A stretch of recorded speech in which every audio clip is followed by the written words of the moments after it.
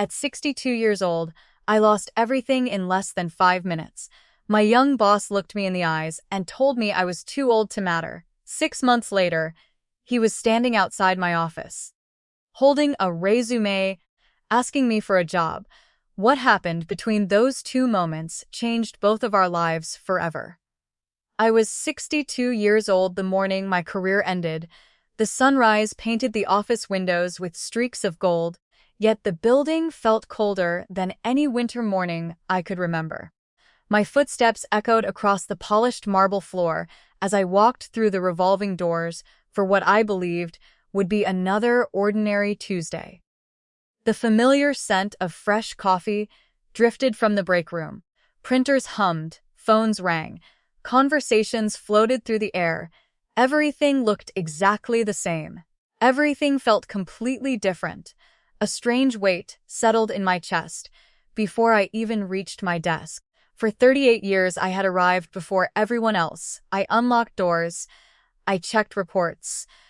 I fixed problems before anyone noticed they existed. The company had become part of my identity. Every hallway carried memories. Every conference room reminded me of impossible deadlines that somehow became success stories. Every employee knew my name. Most of them had learned their jobs sitting beside me. Several executives had once been nervous interns asking me simple questions. Now they passed my office wearing expensive suits. Many still greeted me with genuine respect. Others barely looked up from their phones. Change happened slowly until one day it happened all at once. I placed my old leather briefcase beneath my desk. The corners were worn smooth after decades of faithful service. Inside rested the notebook I had carried for almost 20 years. Every page held careful notes, ideas, solutions, lessons, mistakes that taught valuable wisdom. There was no software capable of replacing experience written in human handwriting. I reached for my coffee mug. It was a simple white mug with faded blue lettering. World's most reliable employee. My daughter had given it to me 20 years earlier, after my team completed the largest project in company history. I smiled without realizing it. The smile disappeared when my phone rang. "Mr. Harrison would like to see you." The assistant's voice sounded unusually careful. My stomach tightened. The new chief executive rarely invited people into his office without warning, especially first thing in the morning, especially employees over 60. I straightened my tie. The mirror beside my filing cabinet reflected silver hair and tired eyes. The face staring back carried wrinkles earned honestly through decades of responsibility. Those wrinkles represented missed holidays, late nights, emergency meetings, sacrifices, promises kept. I walked toward the executive floor. The carpet became thicker with every hallway. The walls displayed framed photographs celebrating company milestones. I appeared in several of those pictures, standing beside founders, shaking hands with governors, receiving awards, helping open new divisions. Each photograph silently reminded me that history could be forgotten surprisingly fast. The receptionist outside the executive office offered an uncomfortable smile. She avoided direct eye contact. That simple gesture made my pulse race. She quietly opened the heavy wooden door. The office overlooked the entire city. Glass stretched from floor to ceiling. Sunlight flooded the room. The expensive furniture gleamed beneath the morning light. Behind the massive desk sat Daniel Mercer. He was 38 years old. Confident, sharp, ambitious. The board had hired him 6 months earlier to modernize the company. Investors loved him. Financial magazines praised him. Employees feared him. He rarely smiled unless cameras were nearby. He motioned toward the chair. "Please sit." His voice remained calm, professional, emotionless. I lowered myself into the chair. The leather felt colder than expected.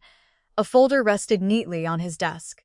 My name appeared across the front. Seeing your own name printed on an official folder can create fear stronger than any shouted warning. He folded his hands. "I appreciate everything you have contributed." My heartbeat became louder. Your years of dedication have been remarkable. Every sentence sounded rehearsed, every word felt carefully measured. Outside the windows, traffic moved peacefully through the city. Inside the office, time slowed almost to a stop. Our company is entering a new direction. There it was. The sentence every experienced employee eventually hears: new direction, modern vision, fresh leadership. Corporate language often hides painful truths behind polished words. Daniel opened the folder. We believe it is time to restructure several departments. He looked directly into my eyes. The position you currently hold has been eliminated. The room suddenly became silent. Even the distant city noises seemed to disappear. I stared at him, without speaking. 38 years. Reduced to one sentence, he slid several papers across the desk. A generous separation package. The paper stopped inches from my hands. It looked strangely small, almost harmless, yet it carried enough power to erase nearly 4 decades of loyalty. I still have excellent performance reviews. My voice sounded unfamiliar, quiet, steady. I understand, he nodded politely. This decision is not about performance. Those words somehow hurt even more. Not about performance, not about commitment, not about results. Simply about replacing one generation with another. You are saying experience no longer matters. Daniel leaned back. Experience has value. He paused. But adaptability creates the future. His confidence filled the office. The confidence of someone who believed age and wisdom were obstacles instead of assets. I adapted for nearly 40 years. I kept my voice calm. I adapted through recessions. I adapted through technological revolutions, Assad. I adapted through leadership changes. I adapted through crises that nearly destroyed this company. His expression never changed. The board has made its decision. The conversation was over before it truly began. I looked around the office, one final time. Expensive artwork, lists, or furniture. Awards already engraved with Daniel's name. None of it impressed me. I quietly signed the papers. My hand remained steady. Years of discipline refused to abandon me even during humiliation. Daniel stood. He extended his hand. I looked at it for a brief moment before shaking it. His grip felt firm, confident, victorious. I wish you the very best. He sounded sincere. That somehow made everything worse. I picked up my briefcase. It suddenly felt heavier than it ever had before. When I stepped outside, the receptionist looked as though she wanted to say something. Instead, she simply lowered her eyes. News travels quickly inside office walls. By the time I reached my department, people had already heard. Conversations stopped. Keyboards became quiet. Faces turned toward me. Some looked shocked. Others looked frightened. Everyone understood one uncomfortable truth. If a man with 38 years of loyalty could disappear in one morning, nobody was truly safe. My closest coworker approached slowly. His eyes were red. I am sorry. Those 3 words carried more honesty than every polished sentence spoken upstairs. I smiled gently. It is not your burden to carry. He reached for a handshake. Instead, we embraced. Neither of us spoke. Sometimes silence communicates respect better than language ever can. I packed my desk carefully. Every object held a memory. A photograph of my wife smiling beside the lake, where we celebrated our anniversary every summer. A retirement card someone had jokingly given me 5 years earlier. Pens collected from conferences across the country. Old notebooks filled with ideas that saved projects worth millions of dollars. One by one, they disappeared into my briefcase. The office looked strangely empty afterward, as though I had never existed there at all. Several younger employees gathered nearby. Most remained silent. One young analyst finally stepped forward. I learned more from you in 1 year than I learned in college. His voice trembled. I thanked him. His compliment meant more than any executive award hanging on the walls upstairs. When I finally walked toward the elevators, people quietly stood from their desks. Nobody announced it. Nobody organized it. They simply rose together, a silent farewell, an honor no executive could manufacture. The elevator doors closed. Their faces slowly disappeared behind brushed steel. The building continued operating exactly as it had before. Only my place inside it had vanished. Outside, cool autumn air greeted me. The wind carried the scent of fallen leaves across the parking lot. Cars reflected bright afternoon sunlight. Life continued without asking permission from anyone. I unlocked my old pickup truck. The engine started on the second attempt. Its familiar vibration somehow comforted me. Unlike corporations, old machines often remained loyal if treated with care. I rested both hands on the steering wheel. For several minutes, I simply sat there, watching employees enter and leave the building, watching delivery trucks arrive, watching security guards greet visitors. The company that had shaped my entire adult life already looked like somewhere I no longer belonged. A sharp knock interrupted my thoughts. I looked toward the passenger window. It was Frank, the night janitor. He smiled kindly through tired eyes. He held a small paper bag. "I thought you might forget your favorite cinnamon rolls." Every Wednesday morning, Frank bought 2 from the bakery across the street. One for himself, one for me. He had done it for 12 years.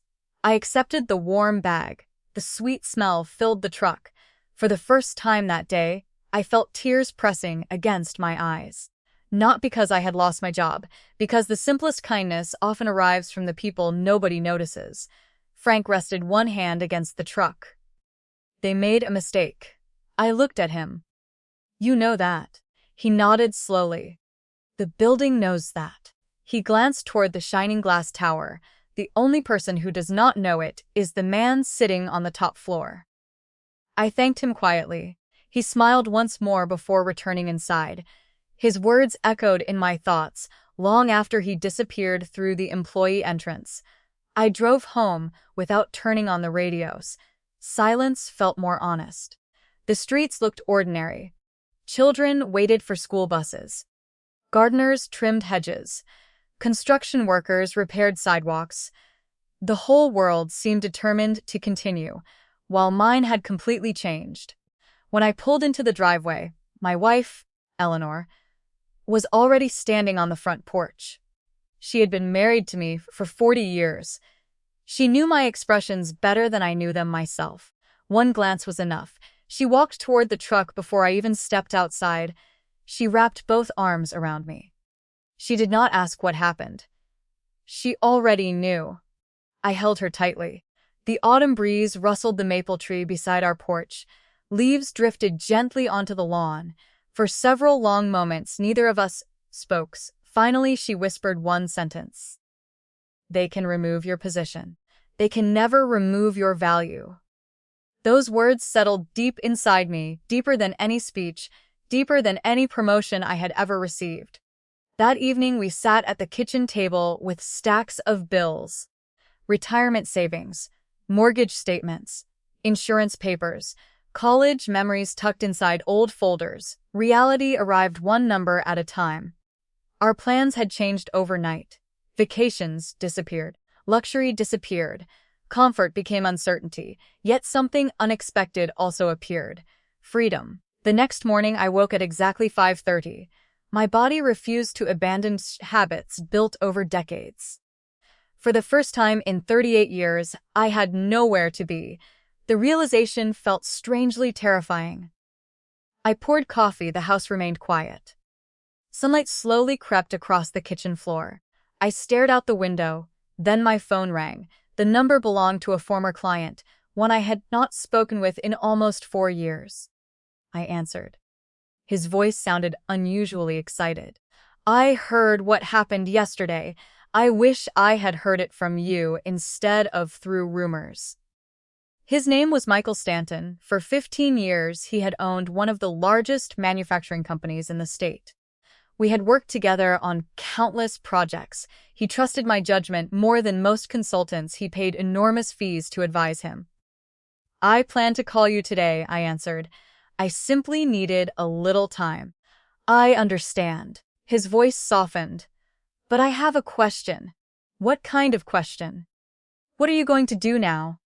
I looked around my quiet kitchen, steam curled from my untouched coffee. Sunlight stretched across the wooden table. I honestly do not know. I think you do. I frowned.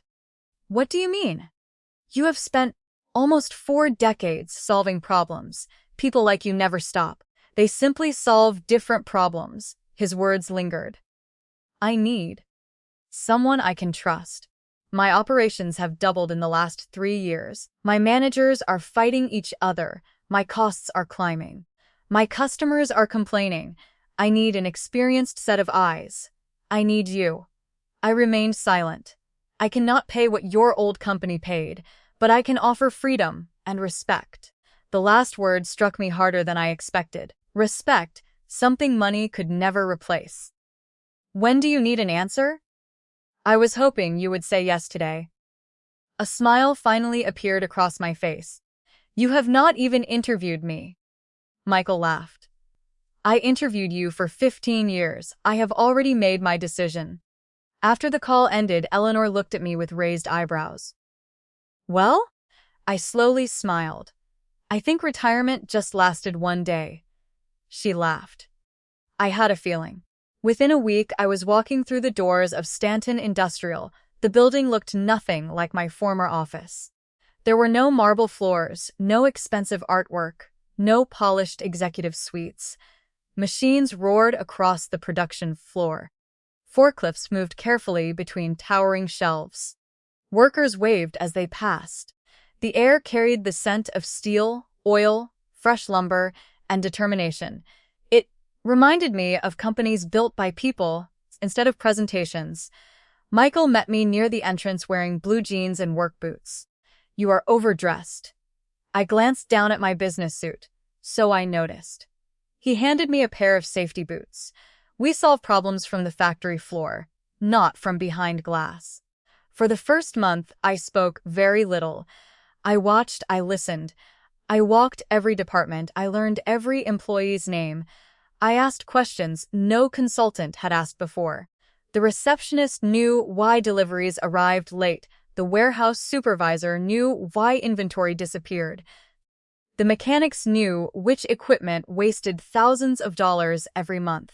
The janitors noticed which managers treated people with respect. Experience had taught me one simple truth. The people closest to the work usually understand the problems better than the people sitting in conference rooms. Every evening I filled another notebook. Port troughs slowly emerged. Waste, poor communication. Duplicated procedures. Unnecessary approvals. Siebel mistakes repeated every single day. None of them alone threatened the company. Together, they quietly drained millions of dollars. One afternoon, Michael entered my office carrying 2 cups of coffee. You have that look. What look? The one that says you finally found the answer. I slid the notebook toward him. You have 37 unnecessary approval processes. He blinked. What? Your managers spend more time asking permission than making decisions. He flipped through page after page, color-coded diagrams, flowcharts, cost estimates, interviews, tailed recommendations. His eyes widened. How long did this take? 30 days. He slowly leaned back. My consultants spent 6 months here. They charged almost $400,000. They never found this. They were interviewing executives. I interviewed everyone. 3 months later, the changes began. Paperwork disappeared. Departments communicated directly. Shipping delays dropped. Production increased. Customers' complaints fell sharply. Employees smiled more often. Profits climbed month after month. Michael refused to take credit. Every company meeting ended the same way. He pointed toward me. Our success comes from listening to experience. Word spread surprisingly fast. Other business owners began calling. Some wanted advice. Others wanted temporary consulting. Several offered partnerships. By the beginning of spring, I was busier than I had ever been during my corporate career. The irony made me laugh. The company that believed I had become obsolete had accidentally introduced me to the most rewarding chapter of my professional life. 6 months passed almost without notice. One bright Monday morning, my assistant walked into my office carrying a business card. "There is a gentleman asking to see you." "I told him you were fully booked," he insisted. I glanced at the card. My fingers froze. Daniel Mercer, former Chief Executive Officer. I slowly looked toward the glass conference room overlooking the factory floor. There he stood. His expensive, tailored suit looked exactly as perfect as I remembered. Yet something had changed. His shoulders drooped, his confident posture had disappeared. Even from a distance, he looked exhausted. The assistant quietly asked, "Should I send him away?" I stared through the glass for several seconds. The same man who had calmly erased 38 years of my career now sat waiting outside my office. Life had completed a circle far faster than either of us could have imagined. I closed the notebook in front of me.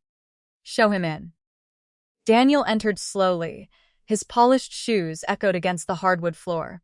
He glanced around my office. The walls displayed photographs of employees instead of awards, production schedules instead of framed certificates, smiling teams instead of executive portraits. "It is different," he said quietly. "It works." I motioned toward the chair across from my desk. He sat carefully. For the first time since we had met, he looked uncertain, almost nervous. "I appreciate you seeing me." I almost said no. He nodded. "I would not have blamed you." Silence filled the room. The sounds of machinery drifted through the windows. Forklifts beeped in the distance. Employees laughed somewhere below. It was an honest kind of noise. Daniel finally cleared his throat. "I owe you an apology." I remained silent. "I handled your departure poorly. I believed numbers told the entire story. I believed efficiency mattered more than loyalty. I believed technology could replace experience." He looked down at his folded hands. I was wrong. I studied his face. The arrogance had vanished. In its place sat a man carrying the weight of painful lessons. "What happened?" He let out a slow breath. "The board removed me." The words came quietly. Our modernization plan failed. Employee turnover reached record levels. Several major clients left. 3 senior managers resigned. Our productivity collapsed." He looked directly into my eyes. "And the people who knew how to keep everything together were already gone." He did not have to explain further. I already understood. "You." He nodded. "And dozens of others." The institutional knowledge disappeared. We replaced wisdom with software. We replaced relationships with dashboards. We replaced trust with metrics. He smiled bitterly. The numbers looked wonderful, until reality arrived. I folded my hands across the desk. "What brings you here today?" He reached into his leather portfolio. Instead of removing documents, he slowly pushed it aside. "I am not here to offer you a position. I no longer have one to offer." He hesitated. "I am here asking for one." I looked at him without speaking. "I heard what you built here." I spoke with Michael. "He told me your consulting division has more work than it can handle." Daniel swallowed hard. "I would like to work for you." The room became completely still. 6 months earlier, he had decided my career was finished. Now he sat across from me asking for employment, not as an executive, not as a partner, as an applicant.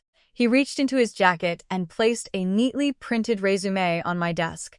For a brief moment, neither of us moved. The paper rested between us, like a reminder that life has a remarkable way of rearranging power.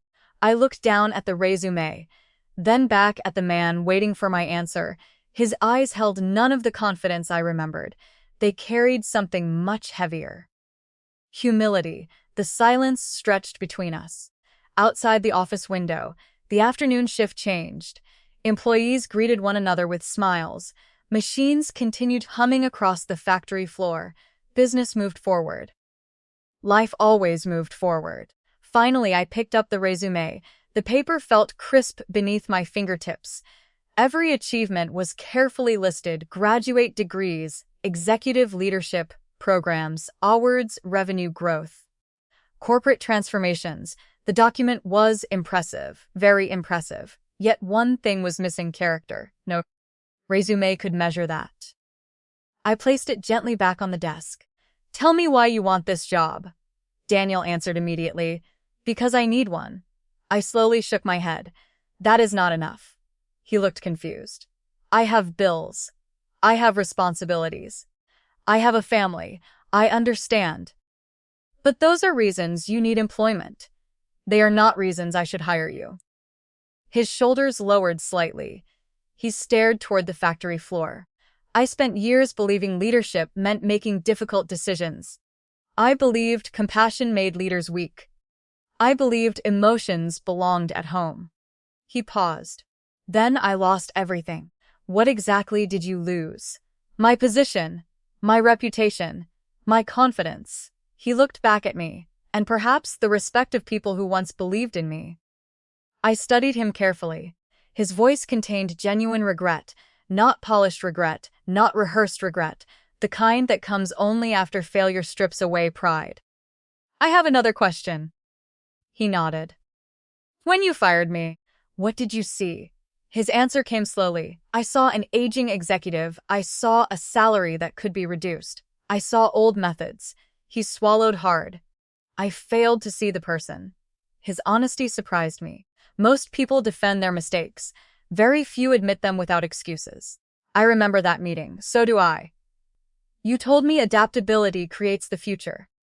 A faint smile crossed his face. I remember. I have thought about those words every day. And now?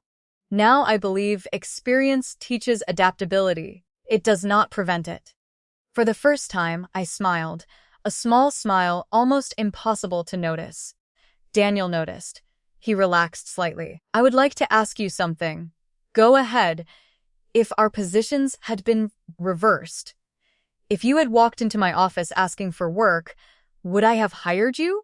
The question lingered. Neither of us needed an immediate answer. He already knew. No. He quietly lowered his head. I would not have. I probably would have looked at your age. I probably would have questioned whether you fit the culture. I probably would have convinced myself I was making the logical decision. His voice became almost a whisper. I understand now how cruel logic becomes when humanity disappears. A gentle knock interrupted us. Michael stepped inside carrying 3 cups of coffee. He looked from me to Daniel. So, I assume introductions are unnecessary. Daniel stood. We have met. Michael handed each of us a cup. I thought this conversation might require coffee. The warm aroma filled the room, fresh roasted beans. Hints of chocolate. The scent somehow eased the tension. Michael leaned against the window. I have heard a great deal about you. Daniel gave a tired smile. I imagine none of it was flattering. Michael shrugged. I prefer forming my own opinions. He looked toward me.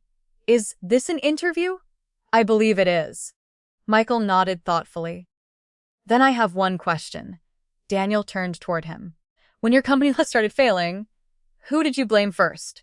Daniel answered without hesitation. The employees. And after that, the economy. And after that, the market. And after that, the board. Michael smiled gently. And finally, myself. How long did that take? Daniel let out a slow breath. Far too long. Michael nodded.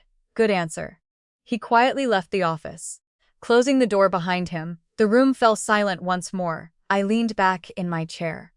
When I lost my job, I believed my career had ended. Daniel listened carefully. Instead, I discovered something. What? I had confused employment with purpose. He remained silent. My purpose was never working for one company. My purpose was helping people succeed. The company simply happened to be where I practiced that purpose. A thoughtful expression crossed his face. I never looked at it that way. Most people do not. I stood and walked toward the window. Hundreds of employees moved confidently across the production floor. Some operated machinery. Others reviewed blueprints. Several laughed together during their break. Every one of them mattered.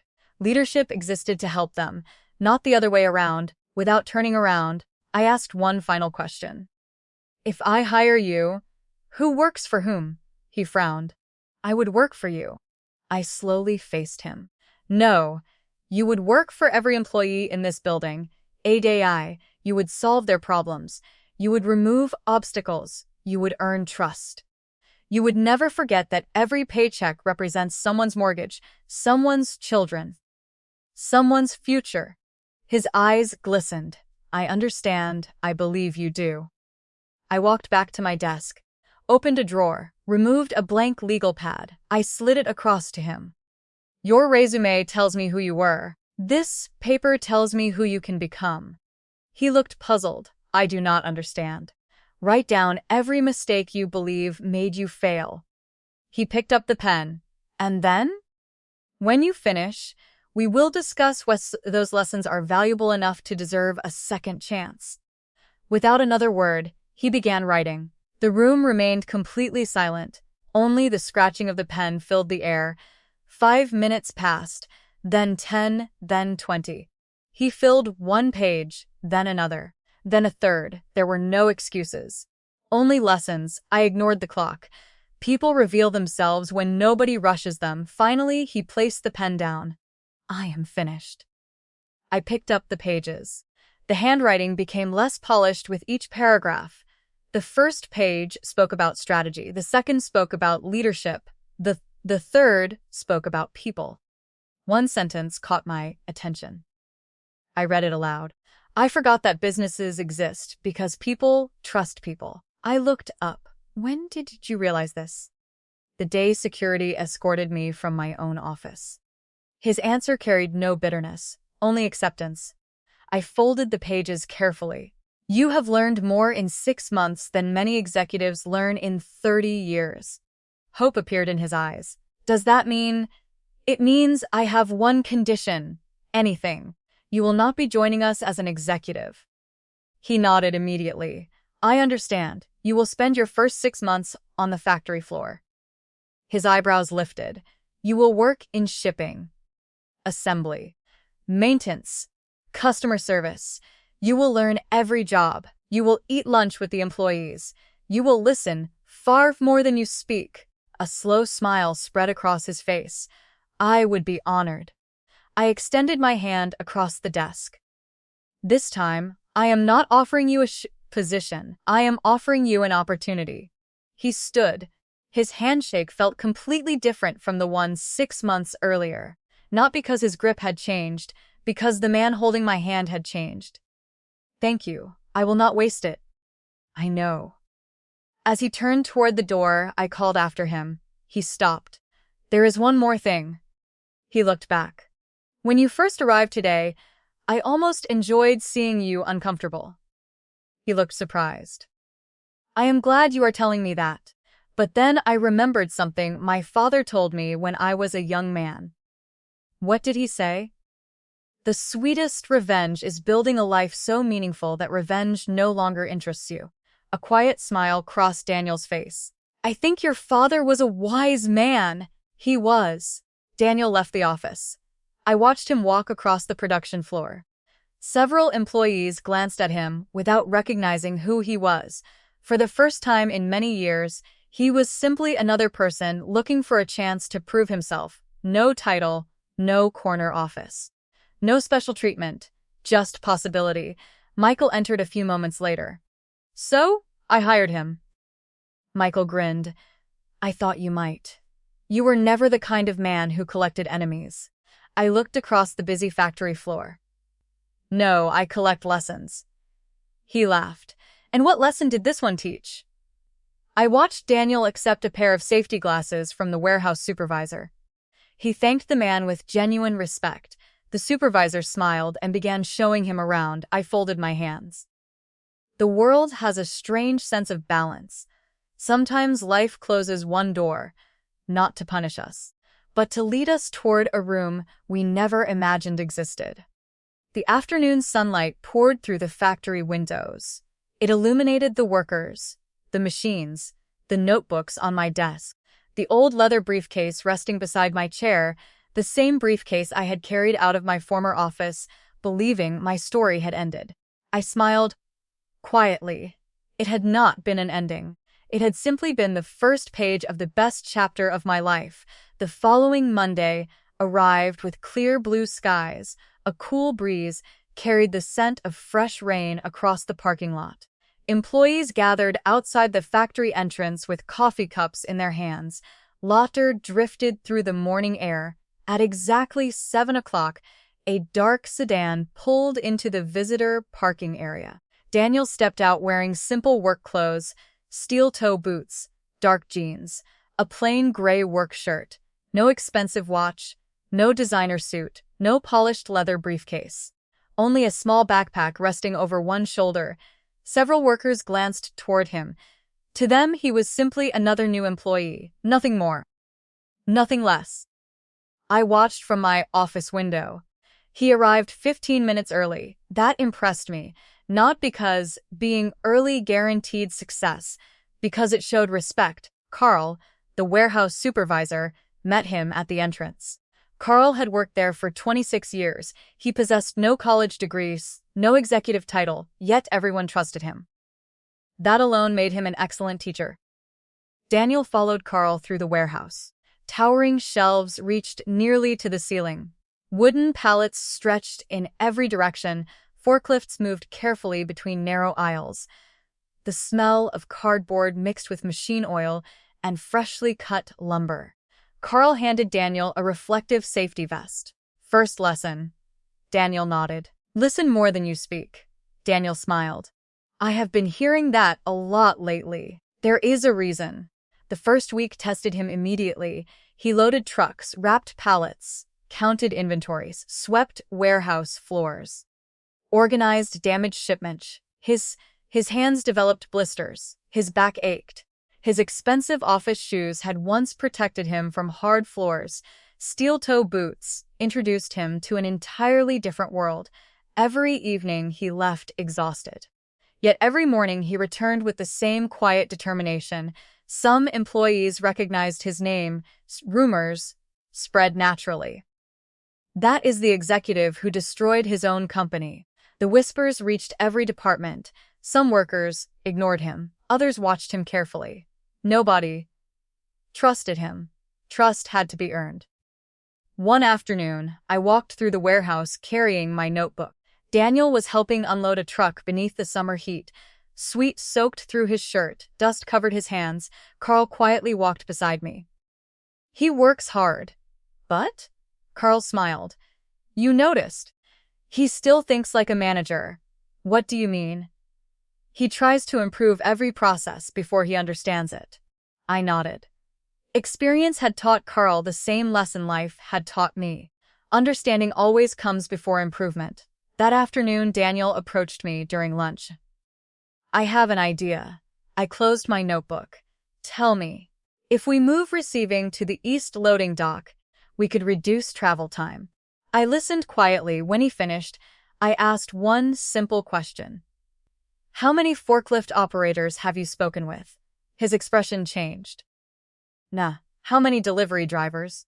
None. How many warehouse clerks? He sighed softly. None. I smiled. Then you do not have an idea. You have an assumption. His face reddened slightly. I understand. No. You are beginning to understand. There is a difference. The next morning I noticed something interesting. Instead of carrying a clipboard, Daniel carried a small notebook, just like mine. Throughout the day, he spoke with forklift operators, maintenance crews, drivers, shipping clerks, cleaning staff, security guards. He asked questions. He listened. He filled page after page. 1 week later, he returned. I was completely wrong. I smiled. What changed? The forklift operators explained why the current layout exists. The drivers showed me problems I never considered. The maintenance team pointed out safety issues. He laughed. My brilliant idea would have created complete chaos. What did you learn? People closest to the work usually know the truth. I nodded. Now you are learning. Months passed. Slowly, the employees began accepting him, not because of who he had once been, because of how he behaved now. One rainy afternoon, an unexpected emergency struck. A hydraulic system failed inside the main production line. The entire factory stopped. Machines fell silent. War on. Lights flashed across the building. Production managers rushed toward the equipment. Everyone began talking at once. Several supervisors argued over possible solutions. The atmosphere filled with tension. Customers were waiting for shipments. Every hour of downtime cost thousands of dollars. Daniel stood quietly beside the maintenance crew. He said nothing. He simply watched. An older mechanic named Luis crawled beneath the machine. His gray beard was stained with grease. His coveralls carried years of repair work. After several minutes, he climbed back out. I know what failed. One young supervisor interrupted immediately. We should replace the entire hydraulic assembly. Luis slowly shook his head. We do not need to, but the manual says. Luis smiled gently. I repaired these machines before that manual was written. Silence followed. Daniel stepped forward. He looked directly at the supervisor. Let him finish. Luis explained the problem. A small valve had cracked. Replacing the entire assembly would require 3 days.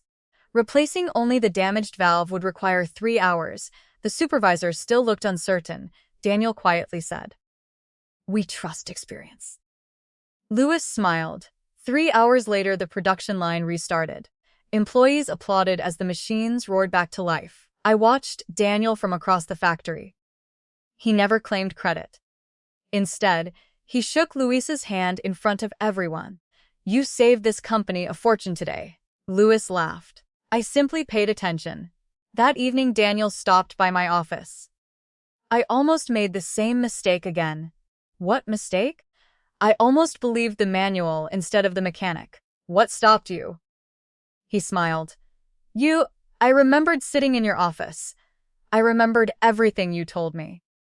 For the first time, I felt truly proud of him. Not because he had changed, because he continued choosing to change. Several weeks later, Michael called an all-employee meeting. More than 300 workers gathered inside the assembly hall.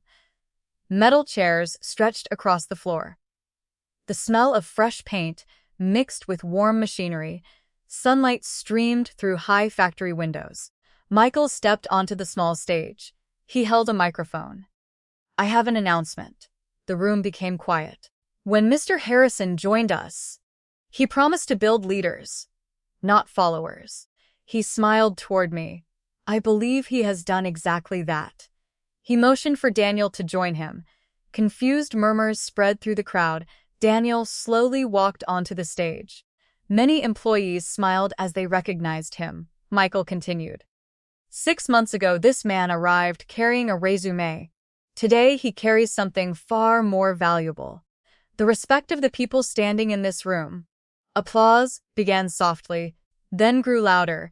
Daniel looked genuinely overwhelmed. Michael turned toward the employees. I asked every department manager one question. Would you trust Daniel to lead your team? The answer surprised even me. He unfolded a piece of paper. 97% answered yes. More applause filled the building. Some employees even stood. Daniel blinked rapidly. His eyes glistened. Michael handed him the microphone. For several seconds, he could not speak. Finally, he managed a few quiet words. When I first came here, I believed I was starting over. He looked around the room. I was wrong. I was finally starting correctly. The audience smiled. I spent years believing leadership meant standing above people. He slowly shook his head. I know now that leadership means standing beside them. He looked toward the maintenance department. Luis taught me that. He smiled toward Carl. Carl taught me patience. He looked toward the warehouse. The shipping crew taught me humility. Then he turned toward me. And one man taught me something I will carry for the rest of my life. He paused. The strongest people are not those who seek revenge. They are the people who create opportunities for others. The room erupted into applause. I felt Eleanor gently squeeze my hand. I had not even noticed she had quietly entered the back of the room. She smiled proudly. Her eyes shimmered with tears. I smiled back. 38 years at one company had given me a career. Getting fired had given me a legacy. As the applause echoed through the factory, I realized something unexpected. Success is not measured by the office you occupy. It is measured by the lives that become better because you walked through theirs. The man who had once ended my career had become living proof of that truth.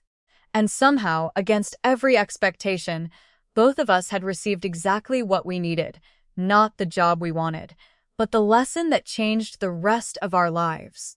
The celebration ended as employees slowly returned to their stations.